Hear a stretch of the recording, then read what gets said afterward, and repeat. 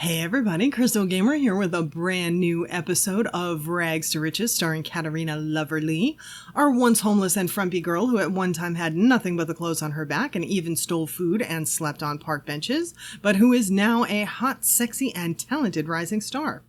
A 3-star celebrity musician who is quickly moving up to 4 stars, is known for her good reputation and generosity, and has just recently landed a contract with the best recording label in the land. She's got a load of tracks released now that are making her a buttload of money. Add to that her licensed violin, guitar, and keyboard songs, and her royalty checks are now hovering between $5,500 and $6,500 a piece now. And since we last saw her, she's released several new tracks. She landed the contract with Maxis Music Machine with Where There's a Will, I Want to Be in It. And since she landed that contract, she's released several more tracks with them to include Tiffany Bears at 450 quid, Chemistry in Love and Toxic Waste, Deceptive Bait for the Brainwashed, and my personal favorite of the bunch, Tofu the Yeti Bear. She also licensed her first keyboard song called Pocket Kitten Face. Plus, she's just begun working on her next violin song, which is a much more serious and dramatic piece than most of her releases thus far. But this one is very compelling. It's very near and dear to her heart. It's called Winter is Coming, and she expects to have it out soon, definitely by April at the latest. In other news, you remember that fishing trip that she took to Oasis Springs a short time ago?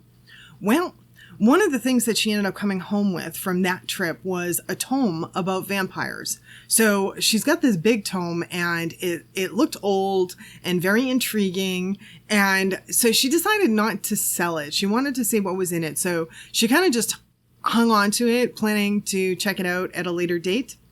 Well, recently they reopened Overlook National Park, which is this national park that's on the island right near her house. And it had been shut down for some time due to some mudslides and problems with the trails and whatnot. And so they had to make the trail safe again and everything. And so now that it's open again, Katerina decided to take Treasure up there and go take the hike up to the Overlook. And she decided that she would take the vampire tome with her, thinking that the summit would be a perfect place for a little reading and relaxing for the outdoor girl that she is. And it was. Turns out she was right. She and Treasure hung out. She read the tome, watched the sunset. It was absolutely gorgeous. And she made it a point to come back to the park now and then because though the hike was some work, it was definitely worth it. And the vampire tome, she found that very interesting, if not slightly disturbing. It was written from the perspective that vampires are very, very real, and Katerina wanted to think that was a bunch of nonsense and hogwash and that it just had no credence, but unfortunately it was quite compelling, at least so far. She still has more to go, but so far it's quite compelling, and she is absolutely intrigued, and she definitely is holding on to that tome to finish it. Well, now wouldn't you know, the very next evening, Katerina decides to head on down to the Goldfish, which is this restaurant bar, this kind of sort of not upscale, but kind of in-between restaurant bar that's in downtown Windenburg. And it's got this outdoor deck area that she heard is great for keyboardists and guitar players and all that to busk. And even though she's kind of on her way to being a big star now, she kind of just misses just jamming in bars now and then. And so she decided to head on down there and just have a little fun jamming at the bar. But when she arrived, she met this guy outside, and they just so happened to have struck up some conversation.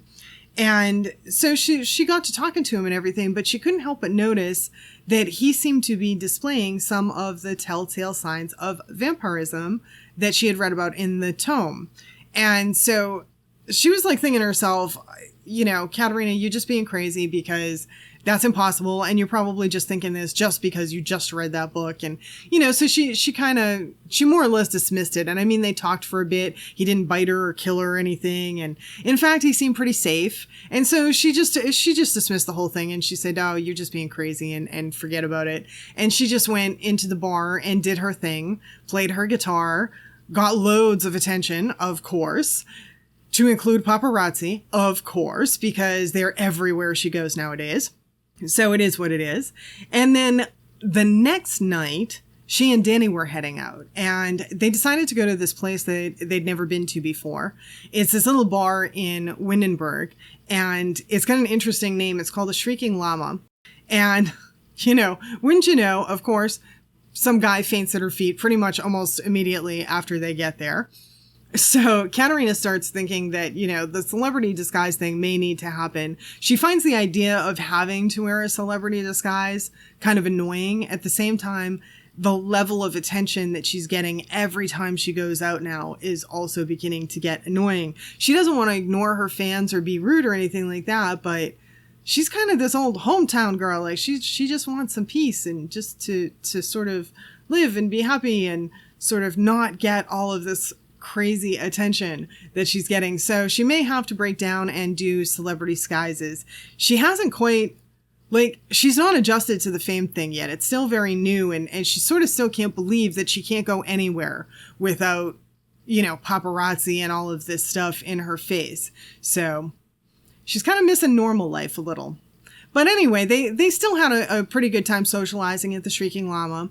And that guy that fainted in her feet, well, she had to admit, this guy is hot, really hot. Maybe one of the best looking guys for her that she's seen in a while. So she made sure that they talked a bit while they were at the bar. She found out his name is Sterling Gardner, and he's recently moved to the area, not all that long ago, and he lives pretty close to the Shrieking Llama. So she talked to Danny about it afterwards, and she was like, girl, we need to get back to this bar at some point. So she wants to quote unquote accidentally run into Sterling Gardner again at some point. So fingers crossed that happens, because she is definitely more taken with this guy than anyone that she's met so far.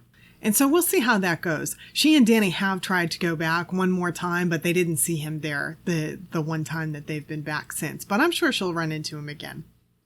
In other news, Katerina has gained a couple of traits. She has the observant trait now, which should allow her to learn the traits of others just by meeting them, which is really nice. And the waterproof trait, which should allow her now to take Treasure for his jogs and go fishing and all of that stuff without her getting wet in the rain. So that'll be fabulous, especially for jogging with Treasure. She likes that quite a bit.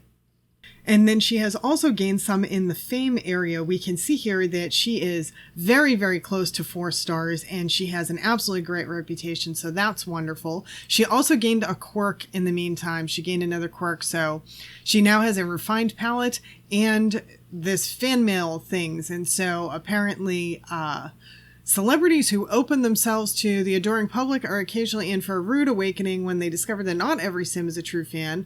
In reality, there are some who actively dislike celebrities and will make it a priority to ensure that the target of their ire receives frequent quote-unquote gifts in the mail. Try not to take it personally. So we'll see what happens. This little thing that she got last time, Celebrity Serum, gives her good things in the mail, and this supposedly gives her bad things in the mail. So far, she has not gotten any.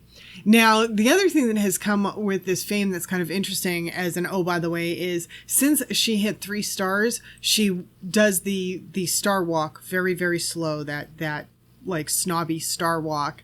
And if you're playing a celebrity, just to let everyone know, right now that's a glitch in the game. They need to fix that. A level 3 celebrity will have the star walk and you can't get rid of it. So everywhere she walks and everything she does, she has the star walk now. In other news, she has the first member of her club, this guy named Xander. So Xander Diamond, and he's now part of the club. She hasn't had a meeting yet. She wants to get 1 or 2 more people. She's going to ask Xander if he wants his spouse to join, because his wife Simone is also a musician. So she's going to see about having both of them and then finding some other musicians as well. But so we have our first member that she found acceptable. So yay, that's good. And then in the biggest news for today, Katerina is contemplating, possibly moving. When she was up at the Shrieking Llama, she noticed this property right near there, and it's available right now. And the main attraction is that it has a pond on site. She's taking a look at it, she's not entirely sure about the interior space, if that would work for her. The area that would be her bedroom is a bit smaller. The area that would be her music room is a bit smaller, but she's thinking that she might be able to possibly renovate it and make it work.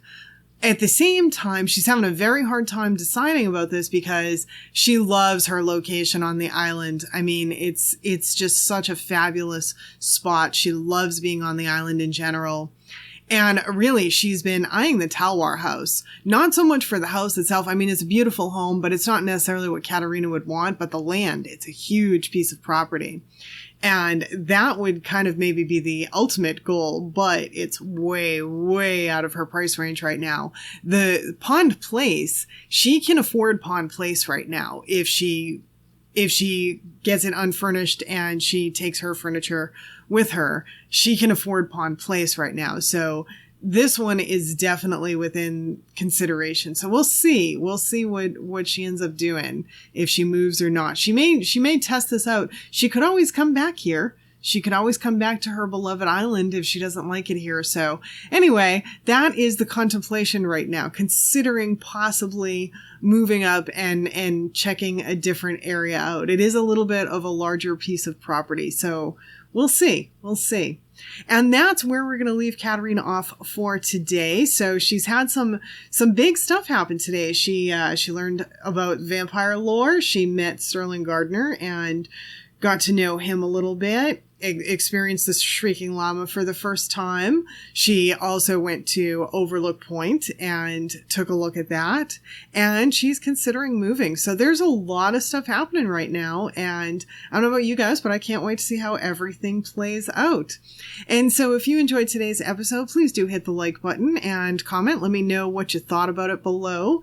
Share, subscribe, make sure you hit the little bell for notifications so you know anytime I release a new episode. I usually release 3 videos a week is my usual schedule. So builds, how-to videos, let's plays, etc. All things Sims. So if you like the content, definitely subscribe. I'd love to have you here with me. And so thanks so much for spending the time with me today, and I hope to see you all back again next time. Bye now.